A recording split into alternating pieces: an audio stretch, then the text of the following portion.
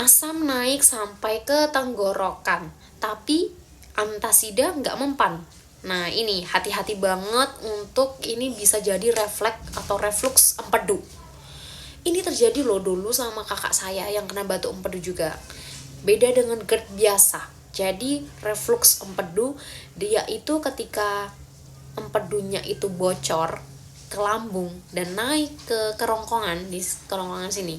Jadi gejalanya mirip antara GERD sama si batu empedu. Jadi gejalanya dia mirip banget. Kalau di GERD, sama di kantong empedu, dia itu nyeri di ulu hati, tenggorokannya perih, dadanya panas, tapi ibaratnya lebih menyakitkan. Dan yang bikin ngeri itu apa? Reflux empedu itu lebih susah dikontrol. Jadi nggak cukup sama obat mah, nggak cukup sama obat asam lambung, kadang perlu obat yang khusus. Bahkan perubahan gaya hidup total, benar-benar diubah 360 derajat, kayak sifat ya.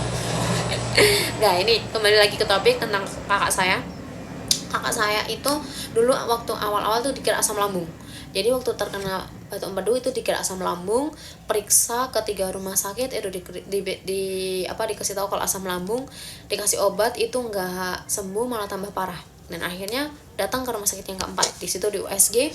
Ya waktu itu di USG tuh akhirnya kaget karena ada batu empedunya itu ada 5. Ya udah pas di situ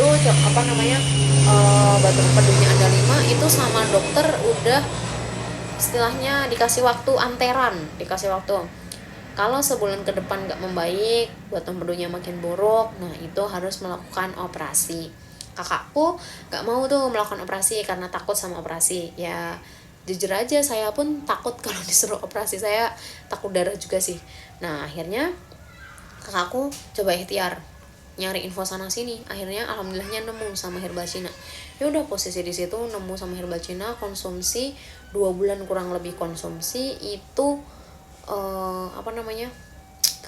alhamdulillahnya yang tadinya itu batu empedunya ada banyak 5 itu mulai luruh pelan-pelan. Jadi kakakku sering banget USG untuk ngeliat batu empedunya itu perkembangannya kayak gimana. Nah USG yang 1 bulan konsumsi itu tinggal 2 batu empedu, terus kurang lebih 2 bulan konsumsi itu batu empedunya di USG hilang, bener-bener udah luruh, bener-bener udah nggak ada. Jadi ini kisah dari kakak saya yang dimana bisa lepas dari batu empedu tanpa melakukan operasi. GERD aja udah nyiksa, apalagi kalau tambah empedu naik ke atas, gimana rasanya tuh?